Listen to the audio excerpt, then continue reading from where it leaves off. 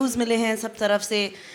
कल रात को भी फ़ोन आ रहा था कि भोपाल में शो हाउसफुल है, लखनऊ में शो हाउसफुल है, इंदौर में शो हाउसफुल है, शोज़ हर जगह बढ़ रहे हैं। So thank you everybody for supporting us. I would really like to call Shlok the director, Shlok Sharma. हरामखोर की पूरी टीम को ढेर सारी बधाइयाँ, लेकिन पूरी टीम से मेरा ये सवाल है कि क्या फिल्म का जो नाम है उसका कोई और विकल्प हो सकता था। उसकी एक छोटी सी कहानी मैं बता दूं कि कल मैं ऑफिस में डिस्कस कर रहा था कि मुझे कहाँ जाना है, तो मैंने बॉस को बोला हरामखोर, तो बोला अरे क्या बोल रहे हैं, तो बोले कि नहीं मुझे हरामखोर की जो सक्सेस पीसी है उसमें जाना है। सुबह जब मैं तैयार होकर यहाँ पीसी के लिए आ रहा था तो मेरी वाइफ ने पूछा कि कहाँ जा रहे हैं आप, तो मैंने बोला हरामखोर, फिर बोले कि वो पीसी में मैं जा रहा हूँ। तो ये शब्द जो है थोड़े हमारे हिंदू जो सोसाइटी मतलब हमारा जो समाज है उसमें एक्सेप्ट, तो क्या यही एक टाइटल था, इसका कोई और विकल्प हो सकता था? हालांकि फिल्म सक्सेसफुल है। नवाज भाई पहले जवाब दे तो बता। मैं दे दूं? हाँ श्लोक दे दे, कोई बात। हाँ, तो आप यहाँ पे हैं? सॉरी लाइट है, पहली बार मैं कर रहा हूँ। हाँ। तो एक तो मुझे ये लगता है कि मुझे ये समझ में आपने बॉस से पहले बोला, फिर अपनी वाइफ से बोला, मैं दोनों जगह एक ह्यूमर देखा और आइस ब्रेक होना देखा। तो मुझे ये लगता है कि आपने जब फिल्म देखी होगी तो आपको कितने हरामखोर दिखे फिल्म में? फिल्म तो अच्छी है, उसमें नहीं, फिल्म में कुछ हरामखोर दिखे कि नहीं दिखे? वही नाम को टाइटल, फिल्म तो अच्छी है, उसमें कोई शक नहीं। जो एक टाइटल एक पहला जो स्ट्राइक करता है, हाँ जी, आदमी जो पहला दर्शक होता है वो टाइटल देखकर बहुत मायने रखता है, तो वो उस टाइटल को लेकर बात है। देखिए सर, मुझे ऐसा लगा कि जब मैंने फिल्म लिखी थी 4 साल पहले, हमने फिल्म शूट की है, 2012 में फिल्म शूट की, आज 2017 है, तो उस समय भी फिल्म का नाम हरामखोर था और आज भी फिल्म का नाम हरामखोर है। तो ऐसा नहीं था कि फिल्म बना ली, 2 साल तक फिल्म के साथ कुछ हो नहीं रहा तो चलो एक ऐसा नाम रखते हैं, सेंसेशन फैलाते हैं और हरामखोर रखते हैं। मुझे मेरे कैरेक्टर के साथ मेरी जो फिल्म है मुझे बहुत जस्टिफाई करता है ये हरामखोर नाम फिल्म के साथ। और श्याम टेकचंद हैं जो नवाज भाई ने कैरेक्टर प्ले किया है, वो हरामखोर हैं। वो छोटे छोटे बच्चे जो जिनके गाल खींच के प्यार से हरामखोर बोला जा सकता है। तो मुझे लगता है कि फिल्म के साथ बहुत जस्टिफाई है और मेरा कोई भी मकसद नहीं था कि लोगों को सेंसेशन पहुंचाऊं मैं। और अगर आप देखें काफ़ी मतलब एक सेंसर बोर्ड की लंबी सी लिस्ट आई थी कुछ 2 साल पहले, जो वर्ड्स बैंड हैं उसके अंदर हरामखोर नहीं है। वो भी हमें खैर 2 साल पहले पता चला था, लेकिन हम लोग तो 4 साल से इसको वही बता रहे हैं। अगर आप हमारी फेसबुक पोस्ट भी देखें, हमने 2012 में जब शूट स्टार्ट की थी तब भी लिखा था हरामखोर शूट स्टार्ट्स। तो या वी हैव नाउ क्रॉस्ड, मतलब हमने पहले 3 दिन में 1 करोड़ बॉक्स ऑफिस क्रॉस किया था, and now we have crossed 1.5 1.7 है अभी हमारा एक हफ्ता। बट यू नो कमाई इज़ अ क्वेश्चन जो आप हम सबको बहुत आदत है ये सवाल पूछने की कि फिल्म ने कितना बॉक्स ऑफिस किया। बट एक बॉक्स ऑफिस क्या सिर्फ एक बॉक्स ऑफिस पिक्चर को डिफाइन करता है? मैं ये बताना चाहती हूँ कि हमारी मंडे की जो फुटफॉल है वो फ्राइडे से ज़्यादा है, जो हमारी ट्यूसडे की फुटफॉल है वो मंडे से ज़्यादा है, जो हमारी वेडनेसडे की फुटफॉल है वो हमारी ट्यूसडे से ज़्यादा है। तो लोग आ रहे हैं, लोग ये पिक्चर देख रहे हैं और शो हाउसफुल जा रहे हैं और शो खुद पे खुद बढ़ रहे हैं। आज हैदराबाद रिलीज़ हुई है पिक्चर, हैदराबाद पहले सेक्टर नहीं खुला था। तो ये वो पिक्चर है जो मतलब शुरू से लोग कह रहे थे कि रिलीज़ मत करो, बैन करो, चाहे सेंसर था, हमें कितनी तकलीफ़ें हुई हैं।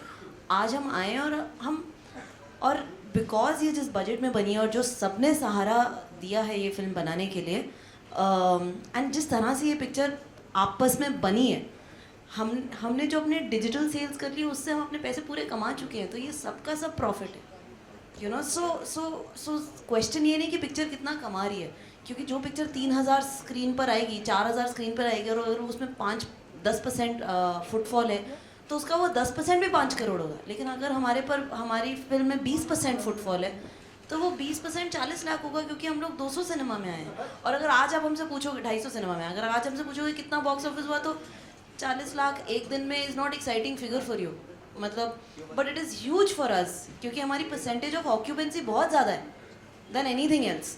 का जवाब तो मैं देता हूँ पहले।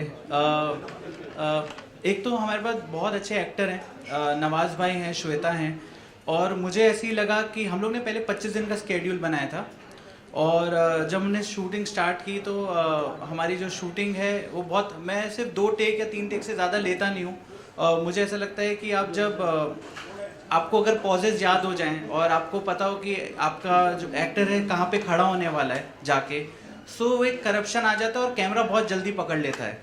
सो मुझे लगता है कि नवाज भाई भी मेरे साथ इस बात को सहमति होगी उनकी।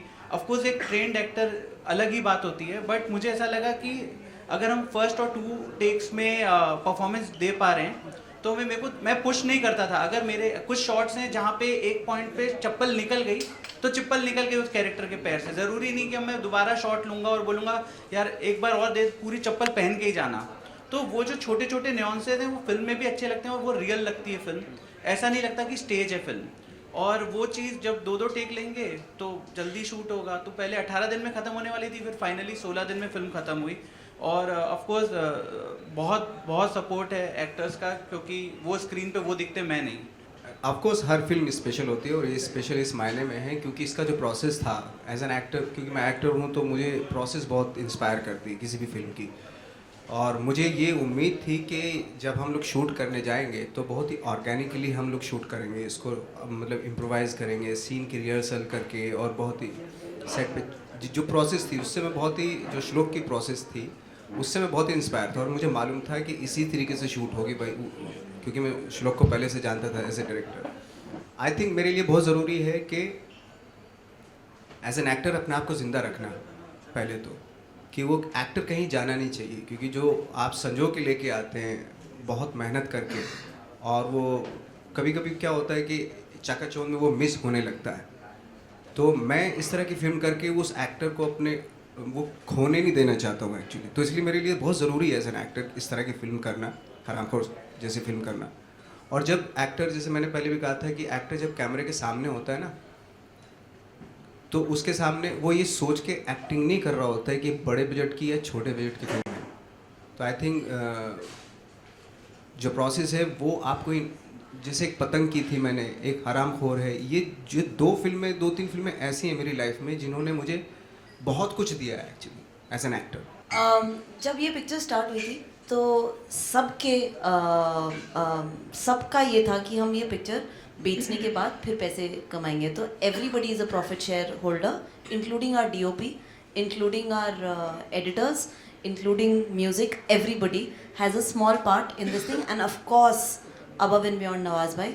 एंड मुझे लगता है कि मतलब हम लोग सब कहीं ना कहीं अपनी जर्नी स्टार्ट करते हैं, राइट। श्लोक और हम दोनों ने बहुत साल अनुराग के साथ काम किया, हम वहाँ काम करते करते नवाज भाई से मिले। कहीं ना कहीं ये एक जेम ऑफ एन आइडिया था कि हम ऐसा बनाना चाहते हैं, नवाज भाई साथ में जुड़ गए। तो ये हमारे लिए बहुत बड़ी बात है, above and beyond money, but yes, money is there and there is a profit share that everybody is going to get. So thank you. काम के कैरेक्टर के लिए जैसे मैंने बताया था, बहुत ही स्पॉन्टेनियस, बहुत ही इम्प्रोवाइज और करके हमने किया। और सबसे अच्छी बात ये थी कि सारे एक्टर्स, जैसे श्वेता है, मैं और जो बच्चे थे, हम लोग एक ही होटल में थे और वहीं पे हम रिहर्स करते थे, उसके बाद हम चले जाते थे उसको सीन को करने के लिए। तो ये जो श्लोक का जो ये स्टाइल जो था, और जैसे श्लोक ने भी बताया कि बहुत ही स्पॉन्टेनिटी इसलिए थी हर सीन में कि श्लोक ने जैसे कि हमें ये सीन इस तरीके से करना, अगर उस तरीके से नहीं हुआ, दूसरे तरीके से हो गया, तो वो भी ये नहीं कि स्टेज नहीं किया, वो बहुत ही, अगर आप देखेंगे फिल्म को तो उसमें बहुत ही इम्प्रोवाइज चीज़ें हैं, बहुत सारी ऐसी चीज़ें हैं जो अमूमन फिल्मों में देखने के लिए नहीं मिलती आपको, क्योंकि फिल्मों में अक्सर होता है बहुत स्टेज्ड, फंबल भी नहीं होता, एक डायलॉग के बाद दूसरा डायलॉग बोलता। हमने वो सारे मिथ ब्रेक करने की कोशिश की कि अगर ये बोल रहा है उसके साथ मैं भी बोल रहा हूँ। तो क्योंकि जो आम लाइफ में होता है, फंबल भी करते हैं आम लाइफ में, हम फंबल्स को कभी दिखाते नहीं हैं, ओवरलैपिंग को कभी दिखाते नहीं हैं कि अरे ये तो लोग क्या कहेंगे, लेकिन इससे डरना नहीं चाहिए। तो हमने अननोइंगली, मुझे लगता है कि इस पिक्चर में हमने बहुत सारे मिथ तोड़ी हैं, भले ही बहुत छोटे प्लेटफॉर्म पे तोड़ी हों, बट हमने as an actor, as a director, हम लोगों ने कोशिश की कि वो जो सारी चीज़ें हम लोग दिखाते हैं कि एक डायलॉग ख़त्म हुआ उसके बाद दूसरा बोलता है, नहीं ज़रूरी नहीं है आप बोल रहे हैं उसके बीच में मैं भी बोल सकता हूँ, ज़रूरी नहीं मैं आपकी तरफ ही देख के बोलूँ, मैं इधर भी काम करते करते भी बोल सकता हूँ। तो इस तरह की बहुत सारी चीज़ें, तो मेरे लिए प्रोसेस ये बहुत बड़ी इम्पोर्टेंट प्रोसेस थी, और आई थिंक वही लर्निंग पॉइंट था, वही प्रिपरेशन थी इसकी। देखिए हरामखोर पहले तो मैंने अभी गुनीत को ये बोला कि मुझे बिलीव नहीं हो रहा है कि हम लोग हरामखोर की सक्सेस प्रेस कॉन्फ्रेंस कर रहे हैं। तो पहले तो बिग बहुत ही बड़ा थैंक यू, क्योंकि अगर आप लोग नहीं होते, आप लोग का सपोर्ट नहीं होता तो ये पॉसिबल नहीं होता, हम लोग यहाँ पे नहीं होते अभी। मेरे लिए हरामखोर, जैसे नवाज भाई ने कहा कि हर फिल्म बहुत स्पेशल होती है, लेकिन हरामखोर इज़ माई डेब्यू इन अ वे, क्योंकि मैंने सबसे पहली फीचर फिल्म जो शूट की है वो हरामखोर है। तो लेकिन सबसे पहली फिल्म जो बाहर आई वो मसान थी। तो अब टेक्निकली कौन सा डेब्यू है वो तो गुनीत बना पाएंगी, दोनों गुनीत ने ही प्रोड्यूस किए हैं। तो लेकिन दोनों फिल्म मेरे लिए बहुत खास है, लेकिन हरामखोर का बाहर आना मेरे लिए बहुत ज़रूरी था, क्योंकि ये श्लोक की डेब्यू है। इस फिल्म से मैंने बहुत सीखा है, बहुत ग्रोथ हुई है मेरी वर्किंग विद नवाजुद्दीन सिद्दीकी, जिनको मैं भाई नहीं बुला रही हूँ अभी। तो I am very happy with my report card so far. बच्चों के साथ बहुत डिफिकल्ट होता है काम। मुझे डर रहता है बच्चों के साथ और जानवरों के साथ काम करना। सच बता रहा हूँ, क्योंकि वो कहाँ पे रिएक्ट कर देते हैं ना, कुछ नहीं पता होता है, और बहुत अनकन्वेंशनल होता है उनका परफॉर्मेंस। आपको कन्वेंशनल एक्टर का मालूम होता है, अच्छा यहाँ पे ये पॉज लेगा, यहाँ पे ऐसे बोलेगा, थोड़ा मालूम होता है। लेकिन बच्चे कहाँ पे किस तरीके से रिएक्ट कर देते हैं। अच्छा, करते हुए तो ज़्यादा कुछ पता नहीं चलता, लेकिन जब उनको स्क्रीन पे देखते हैं उनकी बेस्ट परफॉर्मेंस हो जाती है। आप किसी जैसे गाय है, गाय को दिखानी है तो वो कहीं भी रिएक्ट कर देगी, लेकिन बहुत अच्छी लगती है वो। तो बहुत स्कैरी एक्सपीरियंस रहता है बच्चों के साथ काम करना। गब्बर जो शक्तिमान आपने देखा है वो नवाज भाई लेके आए। नवाज भाई ने पतंग करके एक फिल्म की थी और उन्होंने उसको सेट के बाहर वो खड़ा रहता था और वो खाली हाफ पैंट पहनता था, ऊपर शर्ट नहीं पहनता था, नीचे कुछ नहीं, वो डराता था। हम लोग उसको गब्बर बोलते थे। और वहाँ से आए, नवाज भाई ने बोला देख यार एक बहुत कमाल बंदा है, छोटा सा बच्चा है, मुझे चक्कू भाई बुलाता है। नवाज भाई को चक्कू भाई बुलाता था वो। तो मैंने बोला नवाज भाई मिलते हैं, बिल्कुल मिलते हैं। तो जब वो आया तो वो ऐसे बैठा हुआ था हम लोगों से मिलने के लिए। मैंने बोला यार ये क्या बंदा है। तो हम लोग ने सोचा इसको क्या करें, हमने बोला इसको शक्तिमान के कपड़े पहना देते हैं। तो वो पूरी फिल्म में शक्तिमान की तरह घूमता है ना, वो इनसे डरता था, वो इनको सामू बोलता था और सब लोग सर बोलते थे, उनको सामू बोलता था। तो वहाँ से शक्तिमान आए। मुकेश हावरा जी ने कास्टिंग की वो दो छोटे बच्चों की, और नवाज भाई और श्वेता और नीलू जो हैं, जो इनकी मॉम बनी, और हरीश जी, वो मैं जिनको त्रिमाला, मैं इन सबको जानता था। तो चक्कू भाई इसलिए बुलाते कि पतंग पिक्चर में मेरा चाकू नाम था, तो चक्कू भाई। और शामू एक्चुअली वो जिस जगह से आए वहाँ पे इतना ज़्यादा कोई भाई चाचा ये सब बोलने की मतलब वो नहीं है, मतलब खुले टाइप का बंदा है वो मेरे लिए ना अल पचिनो था वो एक्चुअली। वो जब बैठता था, जैसे श्लोक ने बताया, तो ऐसे करके बैठता था, ए चक्कू भाई धरा, ऐसा। मैंने नवाज भाई के साथ काफ़ी काम किया है, एंड आई हैव टू से दिस, एंड मैंने कभी उनको ये बोला नहीं, बट जब कैमरा ऑन होता है ना तो नवाज भाई is that character, and it is magic to see him do that.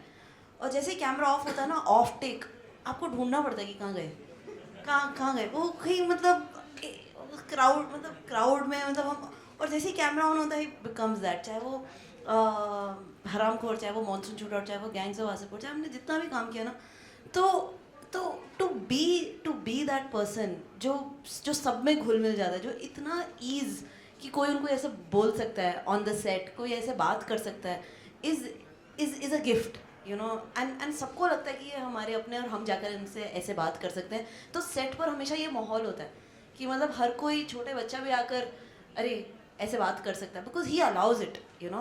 तो वो बहुत मैजिक है, वो एक बहुत मैजिक है एक इनका। तो थैंक यू।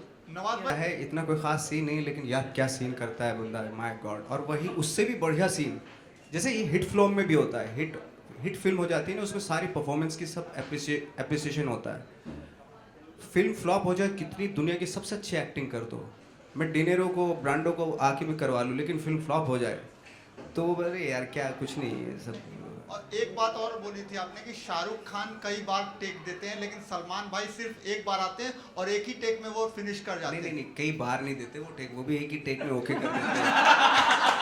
भाई मेरे से ये सब वो ऐसा होता है कि कभी कभी मन करता है एक टेक ओके हो गया, अब दोबारा फिर से कुछ और निकालते हैं चीज़ इस टेक में, वेरिएशन में, यू नो, वैसा होता है। और भाई ये नहीं कि आपने बोला भाई जो है तो एक टेक ही देते हैं, उसके बाद मना हाँ, भाई का ये है कि एक टेक हो गया, ओके, अब दोबारा नहीं मांगने का है। मैं अभी कहाँ अपने आप को सफल मानता हूँ। मैं तो अभी शुरुआत है, अभी अगर अभी से अपने आप को मानने लगूँ कि मैं सफल हो गया, तो वो कहीं ना कहीं करप्शन आने लगेंगे दिमाग में। तो मैं नहीं मानता, मेरा काम है काम करते रहना। जब मैं काम करूँगा तो मेहनत करूँगा और कोशिश करूँगा कि दुनिया की सबसे अच्छी एक्टिंग करने की कोशिश करूँगा। ये इस कॉन्फिडेंस से मैं आता हूँ, भले ही हो पाए ना हो पाए वो दूसरी बात है। मैं एक्चुअली पता क्यों एक्टर बना, मैं उधर से रिजेक्ट हो गया था।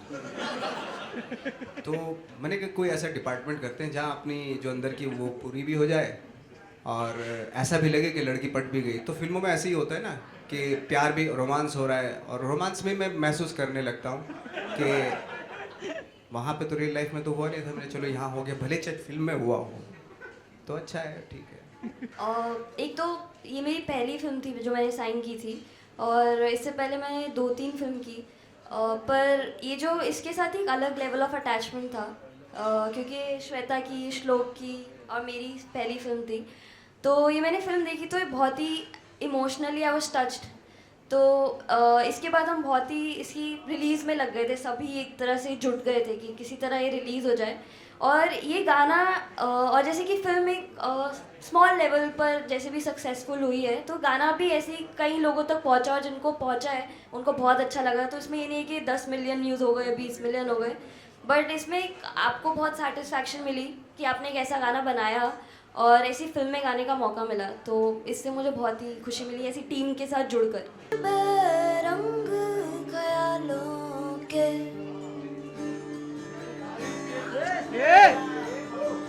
किधरे जावा लब्बा छावा तकदीरावा ना देन सलावा, किधरे जावा लब्बा छावा तकदीरावा ना देन सलावा,